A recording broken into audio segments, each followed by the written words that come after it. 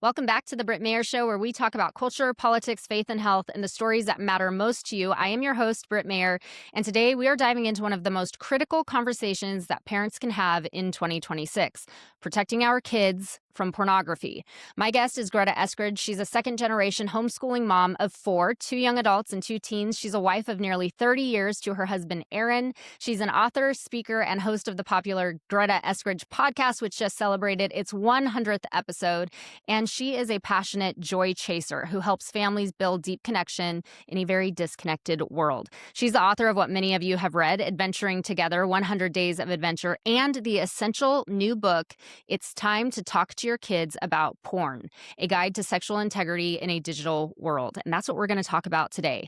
Through her family's own story of redemption after pornography's impact, Greta has become a leading voice equipping parents like you to have calm, compassionate, hope-filled conversations about God's beautiful design for sex while fighting the lies of porn head on. This conversation is phenomenal. You guys are going to get so much out of it. And when you listen through the end, she talks about some resources to help you. And she mentions that she sent me some links. So after you've listened to this conversation, be sure to go into the show notes because I have loaded it with so much information that Greta personally wanted to make accessible to you that is going to be helpful no matter where you find yourself in this conversation. Please like, subscribe, and share wherever you are listening. It really helps us continue to build this ministry and put out great conversations like this. With no further ado, here's my conversation with Greta.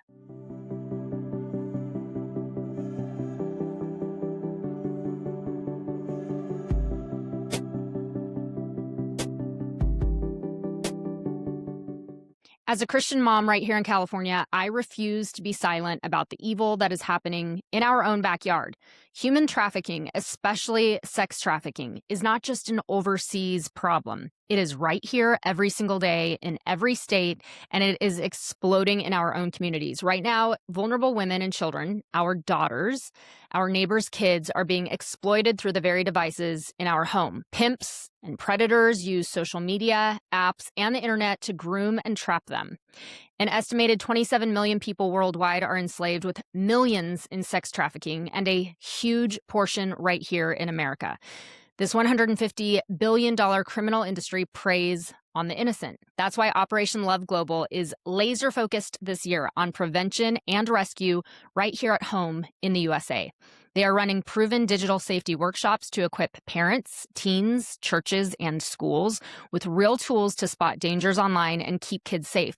They are partnering with trusted nonprofits to provide direct care for survivors. Operation Love Global needs you to stand with them to help end this evil. Donate today to fund these workshops, survivor outreaches, and partnerships. Your gift, monthly or one time, multiplies the impact, and it honestly saves lives. Go to operationloveglobal.org to donate. Any amount helps support this critical mission to see justice and healing fulfilled. We can't afford silence. Go to operationloveglobal.org for more information. Greta, I was just saying in the green room how I'm so excited to have you on this podcast, but I did want to tell the audience who may know you as Ma and Pa Modern or that porn lady, which we'll get into, that I actually have deep ties with you that goes back so far because your brother and my husband were best friends for a long time. I think at one point he was one of our roommates, and it's just kind of fun that here we are again in a whole different format. I'm like, the Lord has just brought us back together again in this way. So I'm excited to have you on as a friend and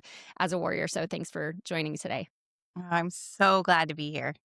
This is going to be a great conversation. Well, let's just jump straight into the topic, which for a lot of people can be very uncomfortable, but is important. We're talking about porn. Oh my gosh, everyone's freaking out. They're like, did she just say that? Yes, I did.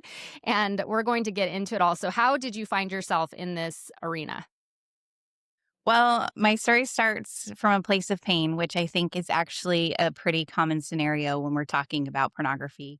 Um, Probably 12, 13 years into marriage, my husband came to me and confessed that he had an addiction to pornography, which had contributed to him having an affair. And as you can imagine, my world just seemed like it fell apart. And that catapulted both of us into a season of healing. Aaron was willing to do the hard work for recovery and to pursue redemption in our marriage. which I am really grateful. That is where we're at now. We've been married almost 30 years. So um, we did the hard work of healing. And that also put me first, and now both of us on this trajectory of how can we help others who share a similar story? And especially, how can we help parents? Because what we found as we did our own work of healing was that our parents didn't have a lot of resources. And so we grew up, both of us in Christian homes, but having no like ability or resources to talk about pornography. Mm. And that impacted us clearly in a very negative way. And so, as we're healing ourselves from our own, the pain and the shame and the, repercussions of this in our own marriage and our lives, we're like, how can we do better for our kids? What can we do better? So, we began learning. And 15 years later, my book, It's Time to Talk to Your Kids About Porn, came into the world because we're like, we want to help parents have what our parents didn't have and even what we didn't have as young parents, because parents now need these resources more than ever.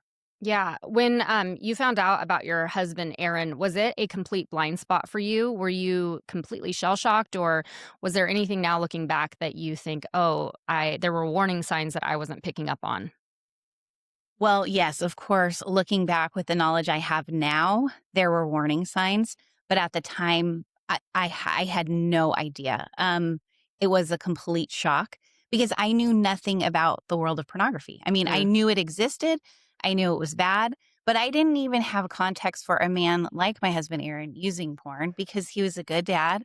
He was a loving husband. He went to church. mm. He loved Jesus. Like, there was no like, I just didn't have a category for it, and so that was because I had no knowledge. I just knew it existed, I knew it was bad, and I knew other people did it, but it wouldn't impact people like us, and lo and behold, it did. So, hindsight is 2020. I know now there were warning signs, but at the time I was blindsided.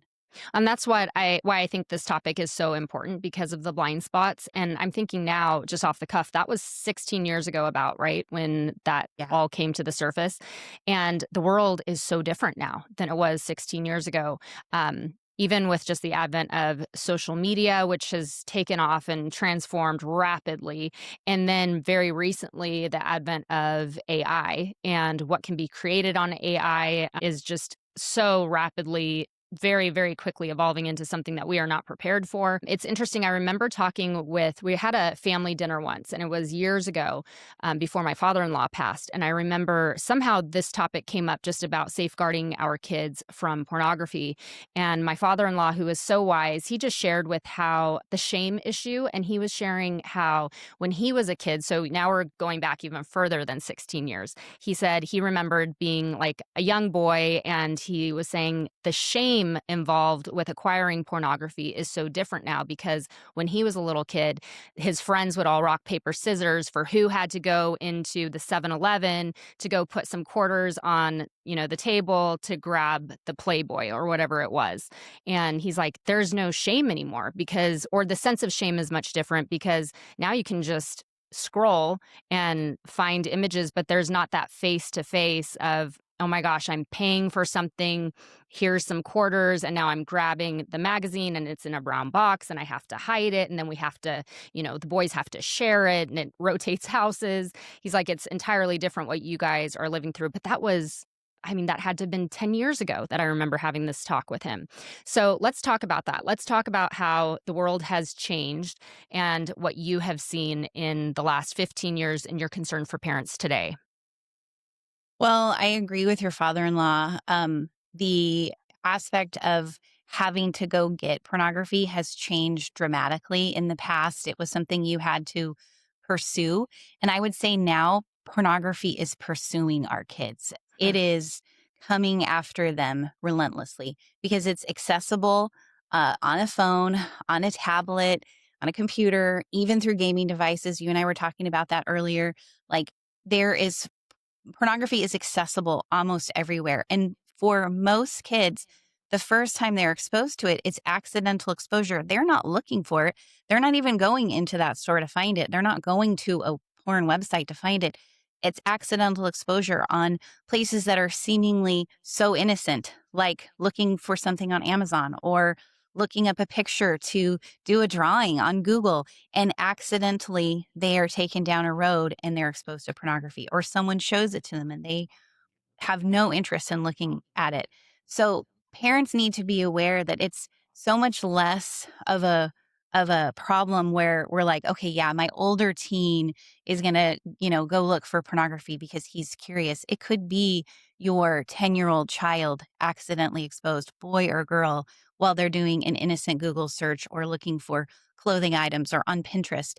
It's um it's coming after them, and as parents we have to be aware of that so that we can give our kids the tools to know what to do when they are accidentally or even purposely exposed to inappropriate material. And I want to talk about the tools with you, but before that, I think it's really important to hone in on the accidental exposure because in my research, and you know well more than I do, you've written a whole book on this than I do, but just in my research, I was seeing some alarming things. So there is, just to summarize kind of some of my findings on this, most of the research shows that between ages 5 to 7, the highest risk location for exposure to pornography is a search engine or YouTube.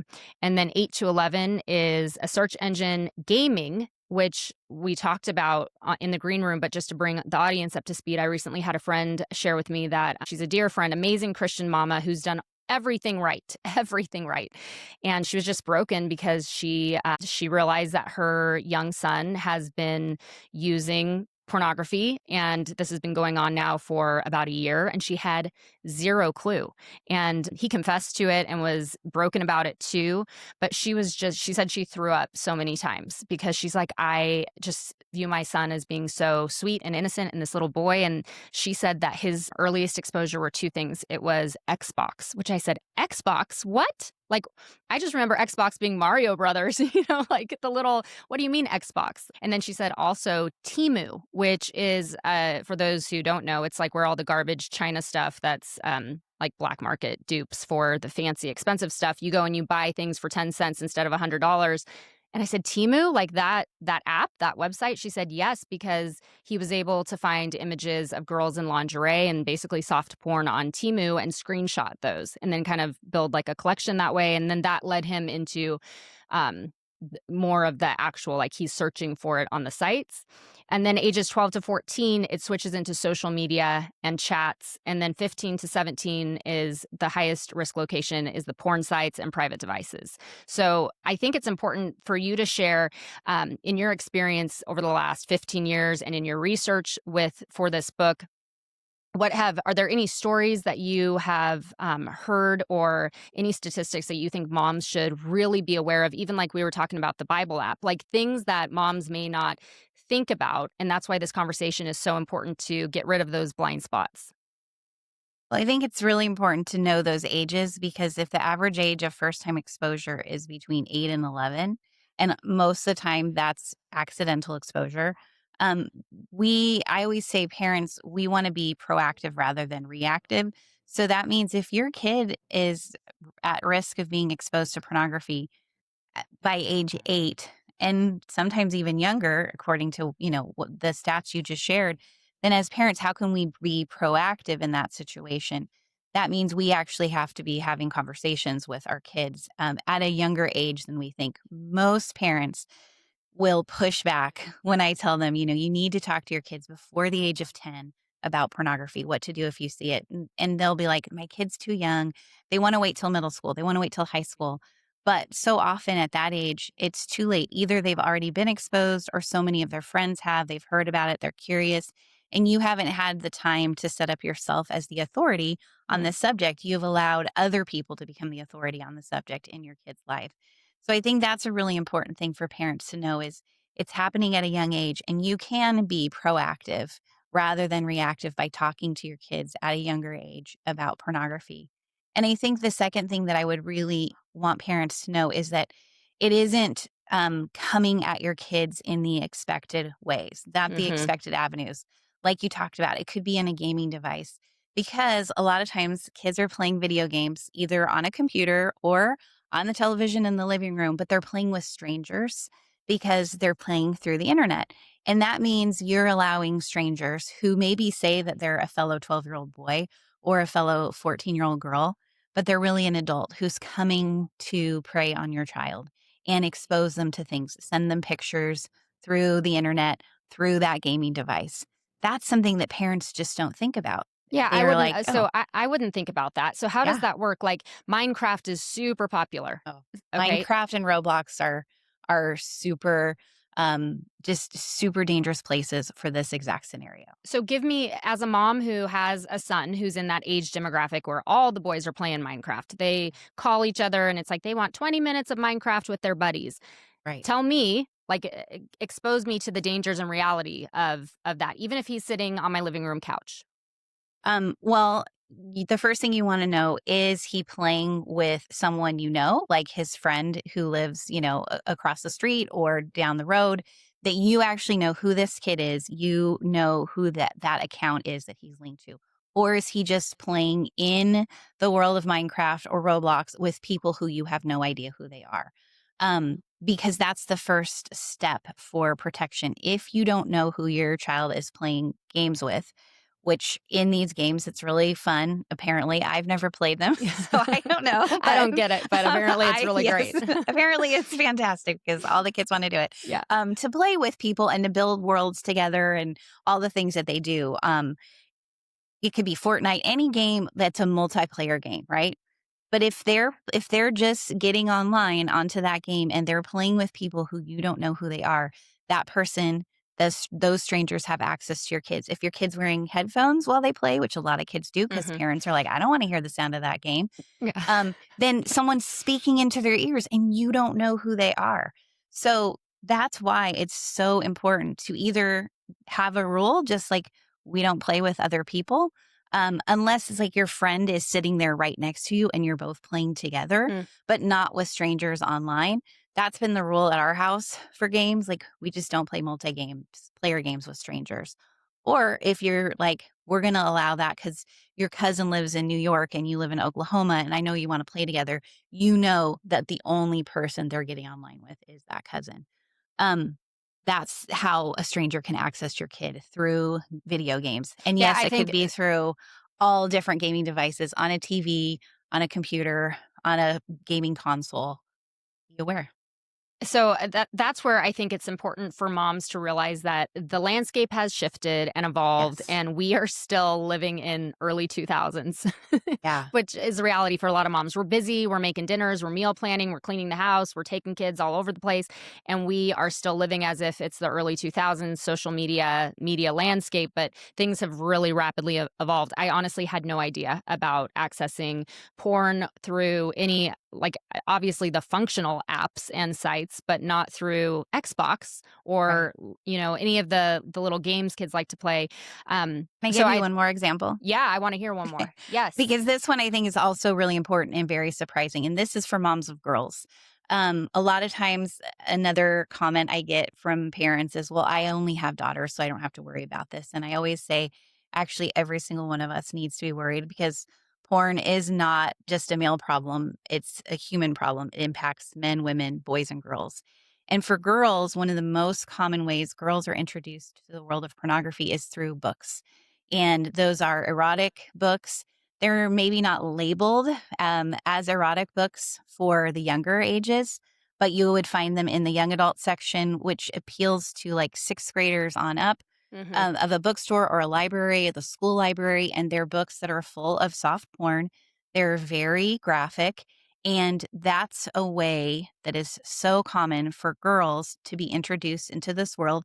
It begins to build an appetite, just like you were talking about your friend's son. He sees these pictures of women in lingerie. It builds a sexual appetite, awakens sexual desires before it's even time for Hmm. many kids.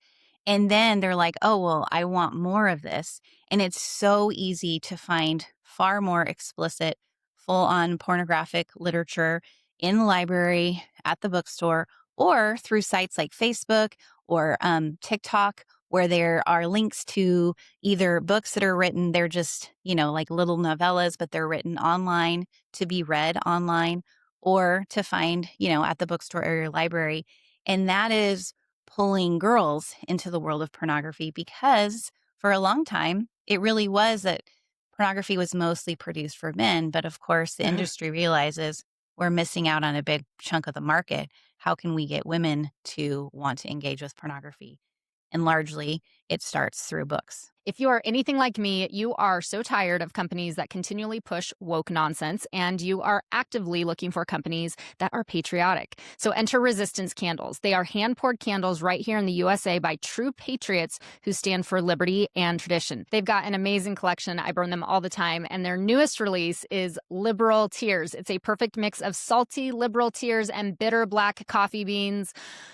Can you smell it now? They are premium wax blends with a clean burn. They are long lasting and they are loaded with defiant freedom energy. These make an ideal gift, one for you, and buy several to pass along to fellow patriots this year. So head to resistancecandles.com and use code RootedWings for your exclusive discount, because supporting American made should come with perks. Go grab those Liberal Tears candles now at resistancecandles.com. Gosh, this is all just mind-blowing. I actually am glad you brought the issue of girls up, because I think that a lot of times we just think of, when we're talking about pornography, it's men and boys. But I actually looked up earlier today when I was preparing for this, like, what are the rates among girls? So I found that surveys that have been comparing data over decades find that more girls are now watching porn regularly than in the past, even if boys still lead in total use frequency. And that not only are they older teen girls who are more likely to have already seen porn or been exposed to it, but a significant share report is seeing it before age 13. And that's grown with smartphone and social media use. And the gap between boys and girls using porn is shrinking, especially in frequency. So girls' weekly or near daily use has climbed sharply over the past 2 decades, even if it is still lower than boys' rates, which just even that, the fact that we're talking about young girls weekly or near daily, and that is still lower than boys who are using it, is like, man, what in the world is going on, Greta, with this? I think it's like I said, the pornography industry is truly a predator and coming after our kids because they view every person who looks at porn as a potential customer. And the sooner they can get a customer addicted to their product, then the more money they're going to make. And if you realize that the industry is trying to profit off of your kids, trying to get them hooked, because the adolescent brain is so susceptible to the addictive nature of pornography. If they can get your adolescent child hooked on their product, then they could have a customer for life. And that should stir in us as parents this desire to say, not my kid. I want something better for them. This is a safety issue, just like you tell your kids, like, don't do drugs, don't smoke, don't vape, don't drink, don't cross the street without holding my hand, don't touch a hot stove. Those are safety talks we have with our kids. Talking to your kids about pornography and educating them about the dangers is a safety issue. It's a safety talk that every parent needs to have with their kids. Yeah. One last topic I wanted to hit on before we shift into talking about starting the conversation, and how we have this awkward, fumbly conversation. And we'll talk about why I think a lot of parents put it off. But I wanted to talk about AI. I brought that up in the beginning. So 2025 saw shocking spikes in AI generated both child sexual abuse material and just pornography in general. Reports from groups like the Internet Watch Foundation documented over 3,400 AI videos. This is a 26,000% increase, and hundreds of thousands of related reports flooding hotlines. Kids obviously are encountering, we just talked about this, porn younger than ever, but now we have AI in the mix, which is, like I just said, a 26,000% increase in 1 year alone. Why don't you talk to us about this culture that we're living in, that not only has normalized explicit content everywhere. I live in San Diego, California, on the beach.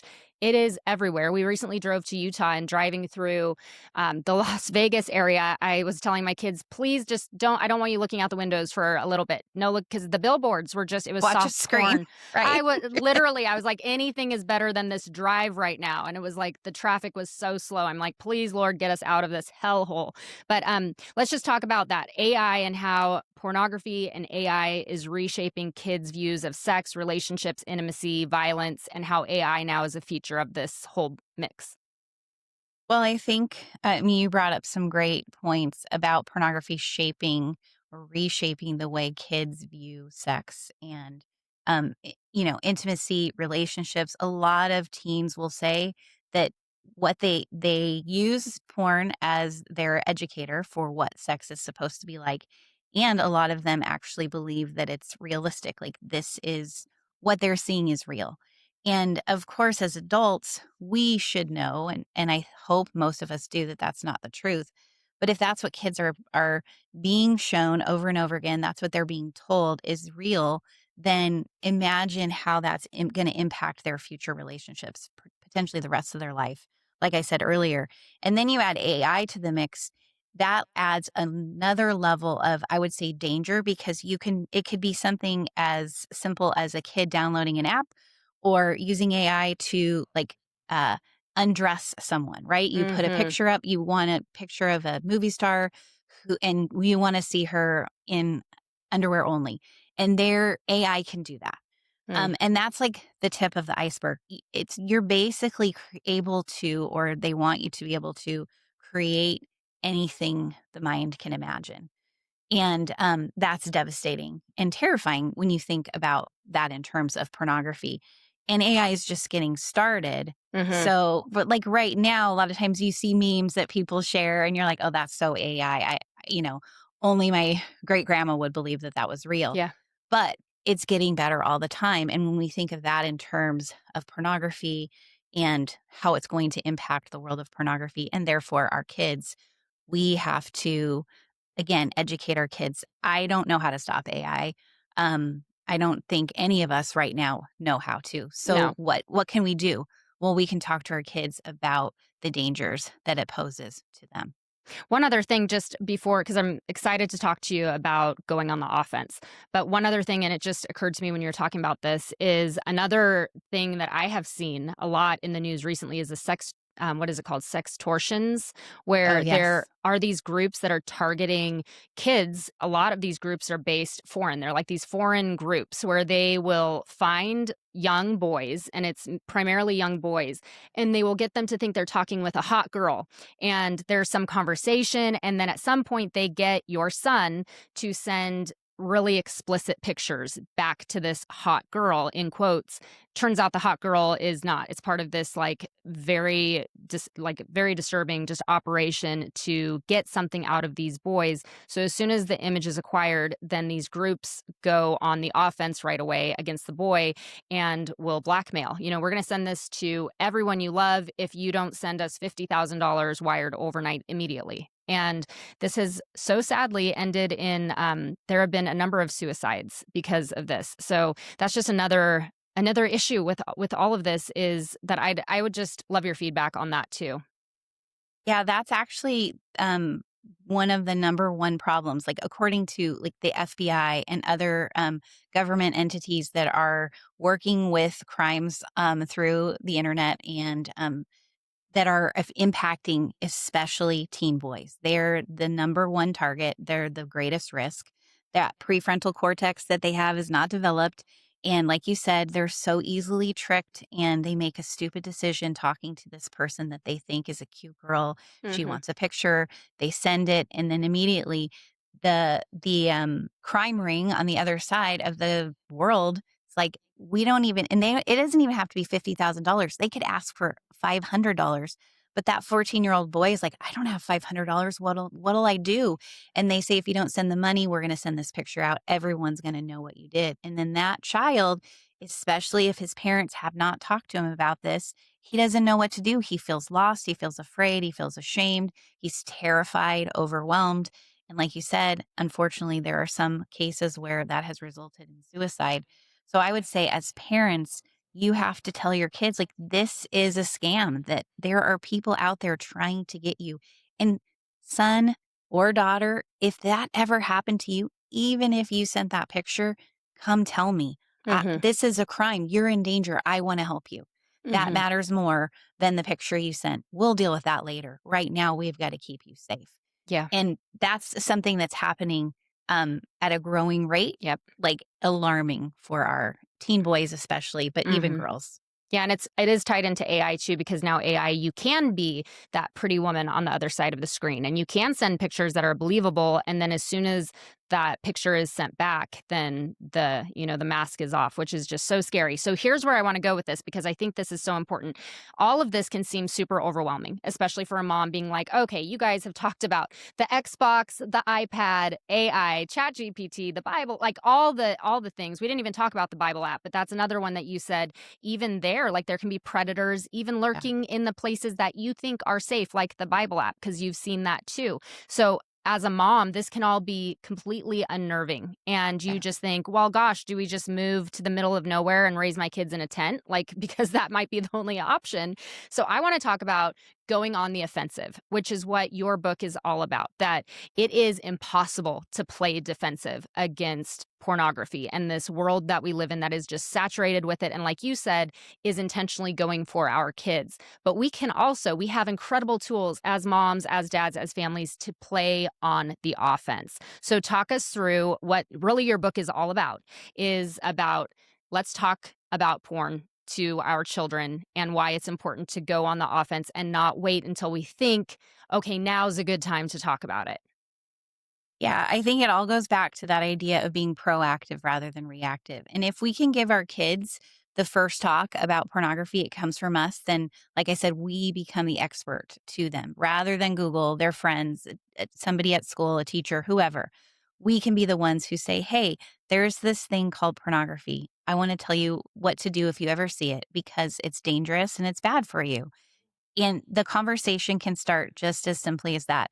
It's not a big sit down at the dining room table and have this very serious conversation. I would say have this with your 8-year-old when you're going for a walk in the neighborhood. You're throwing, the baseball in the backyard. You're drawing, coloring at the table. I need to tell you about this thing that is dangerous and bad for you.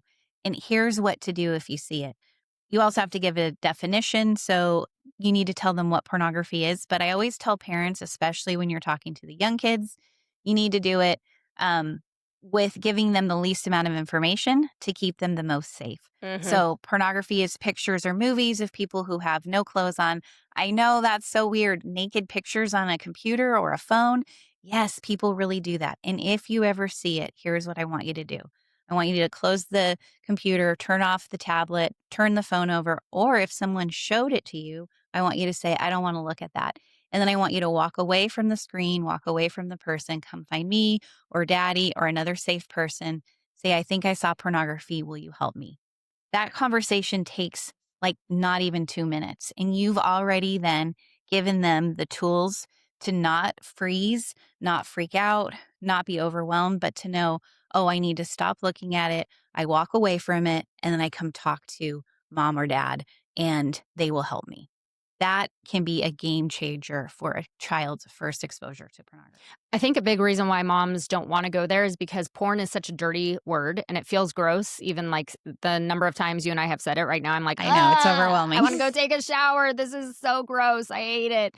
And we wanna keep their innocence. So it's like, Yes. if you have a curious kid, as soon as you say, "Hey, you may encounter this," well, then curiosity, I think there's also a fear of you don't wanna put something in your child's mind that could then lead to a curiosity of them to go look for it. So, how do you hedge against that? Both the feeling of, this is gross, I don't want to talk about it, so we'll just delay it, or we'll simplify it, but in ways that is ambiguous and really doesn't do what it's supposed to do. Um, or, yeah, what would you say to a mom who feels either of those things?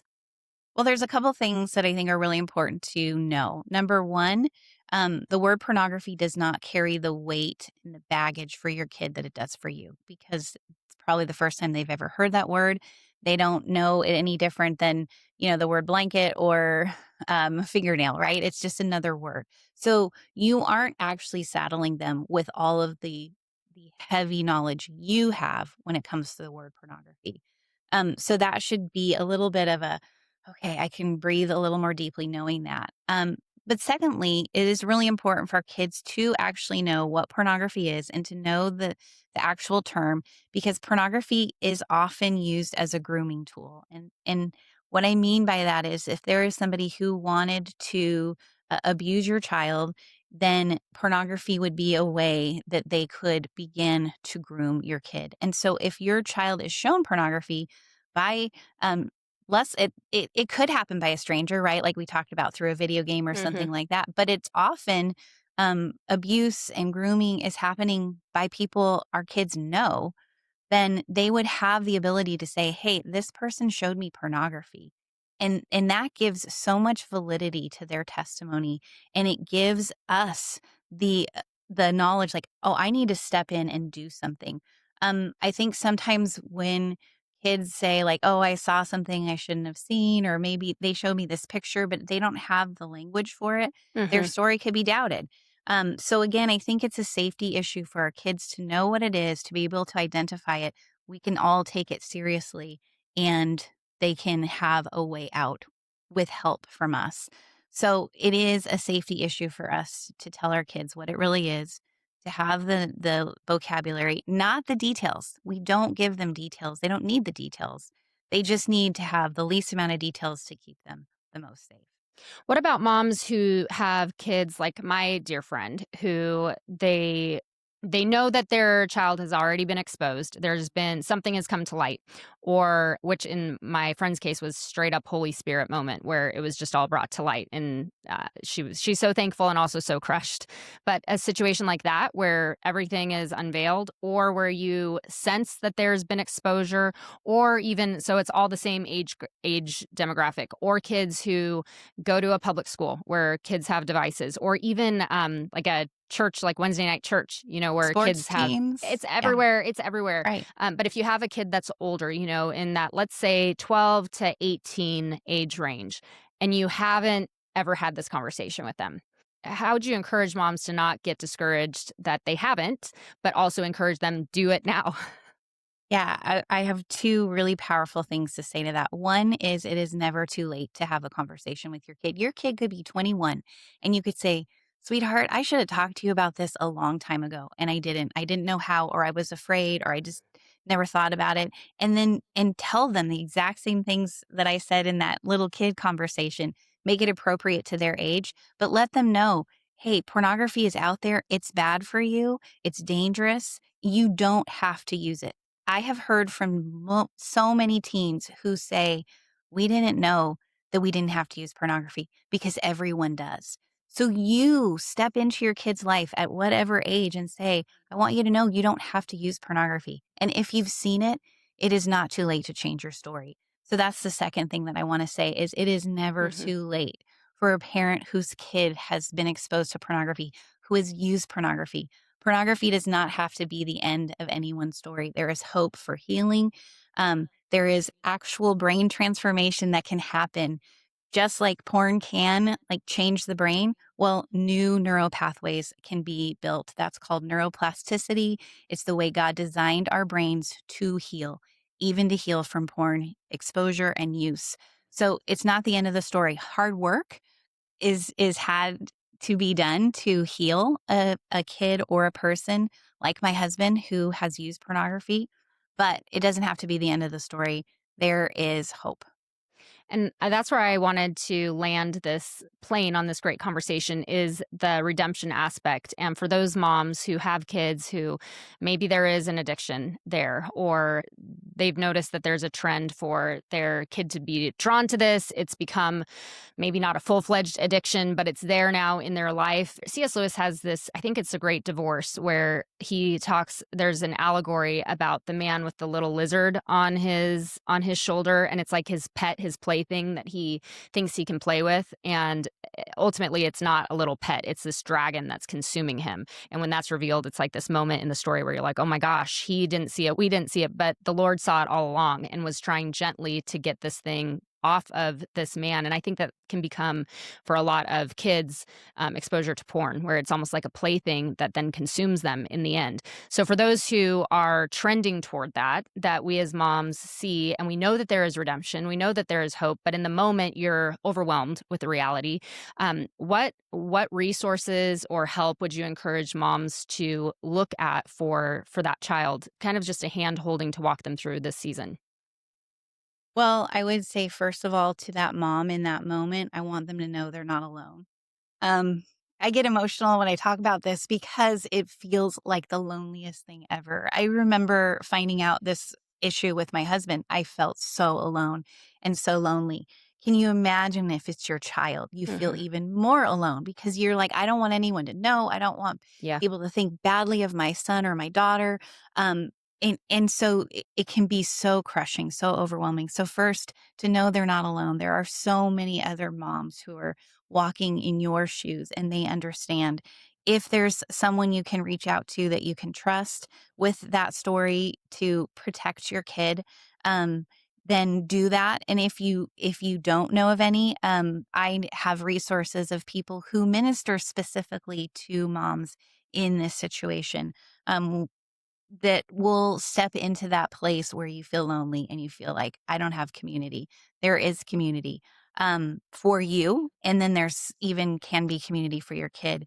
If your child has been using pornography for a long time, you've just discovered, and it's an actual problem in their life with repeated use, then you need to get them into some kind of counseling with somebody who understands the addictive nature of pornography and sexual addiction so that they can give them the tools they need to step out of that space.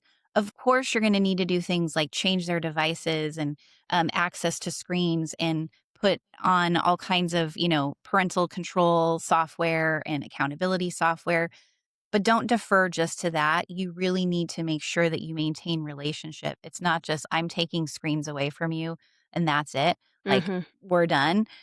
Actually, that's a small part of it. The connection, the relationship that is not broken, that needs to be a huge part of the healing process for your kids. So counseling if they need it, but also that you have worked so hard to maintain relationship with them that they don't feel like mom and dad are disgusted with me. They hate me. I feel I'm drowning in my shame. That's not what we want. We want them to find healing and hope to move forward. Oh, that's so good. For those moms who are listening to this and think, "Gosh, yes, I do. I need some help here. I'm kind of feeling a little underwater. I do feel alone." Do you have resources on, any like your website or in your book? I saw that it was probably a year ago. I think you were on with Focus on the Family, and Focus on the Family mentioned that they have counseling available where you can call Focus on the Family. But anything that you could point a mom to right now who's listening to this, just to give her some direction of where she could find a lot of those resources we talked about. Yeah, I would say definitely my book because that's where I put all the things that I don't have time to say, a 45-minute podcast, right? Or when I go out and speak at churches and schools and events. I have a whole list of resources in the back of my book. But I also have a lot of podcast episodes I've done on my own podcast where I've spoken to different either podcast episodes where I'm talking to parents who are in need of help, moms specifically. I'm talking to people who are dealing with this in their marriage. Hmm. And so, what I can do is I can give you some links that you can put in the show notes so Perfect. that those will be specifically a person can be like, hey, I needed to know about this right now. And they could click on that link. It would take them right to the podcast and right to the website of that person. So That would be that's the great. Well, easiest way to get the most for you. that's great. So we'll have all of that in the show notes for you. And I just hope that it's an encouragement for those who are listening to all of this. I want to wrap up because we have just a few minutes remaining here with you, Greta, and it flew by. But I'm like, oh my gosh, what? We're already done. But I just wanted to give you an opportunity just to close us out with just to speak to the moms on the other side of this podcast who are listening, who may be feeling really sad or just out of hope. feel like they've failed their children. Maybe they have a husband who is struggling with this. And so this is very awkward because they also have a young teenage boy coming up under, this in their household. And they just feel like they are so stretched thin and don't know what to do, don't know even how to bring this up or talk about it. So they just want to avoid it. All of those different moms and hearts who are listening to this right now, I would just love for you, in the way that only Greta does, just to talk to them on the other side of this podcast and give them encouragement and hope. I will start by saying again, you're not alone. It feels like a lonely place, whether you've dealt with it in your own life, in your kid's life, or you're just anticipating it coming. It feels like you're alone, but you're not. There are people like me and so many others that are my friends in this world fighting pornography who want to step into the gap and help you, either with your kids, your marriage, or even your own journey with pornography. You're not alone. There are people who want to help and who are ready and willing. So, I would say, secondly, that you can survive this, and not even survive, you can thrive. And Mm. that's why Aaron and I share our stories, because we want people to know that pornography is not the end of anyone's story. There is hope and even flourishing. God can give purpose to our pain.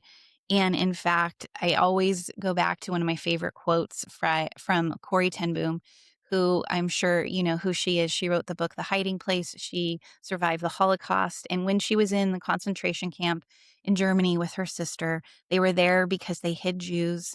They were Christians and arrested, put in this concentration camp. And Betsy, Corey's sister, said, "There is no pit so deep that God's love is not deeper still." Mm. And I think about that in terms of this conversation. The pit of pornography is not so deep that God's love isn't deep enough to reach down and pull any of us out, rescue us, and protect us, love us, and change us. And that's the message I want everyone to hear. You're not alone, and there's no pit so deep that God's love isn't deeper still. Amen. Thank you for coming and sharing your heart for kids and families and raising kids who are healthy and whole. I think that's so important in this world, to raise kids who are mentally, physically, spiritually healthy to the best of our ability, and then to give a whole lot of grace to ourselves and to our kids as we navigate this world that's full of a whole lot of pitfalls. Your book is It's Time to Talk to Your Kids About Porn. Great book to have on your on your coffee table when the friends come over. But it is packed with scripts and resources and hope. And you also have the Greta Eskridge podcast. All of this is going to be linked in the show notes below. So as soon as you wrap up this show, for my listeners, you can head to the show notes, which are always stocked full of so much information. And then if this episode encouraged you, please share it with a friend, leave a review, and subscribe so that you don't miss future conversations that root your family in truth. Greta, thank you so much for joining us today.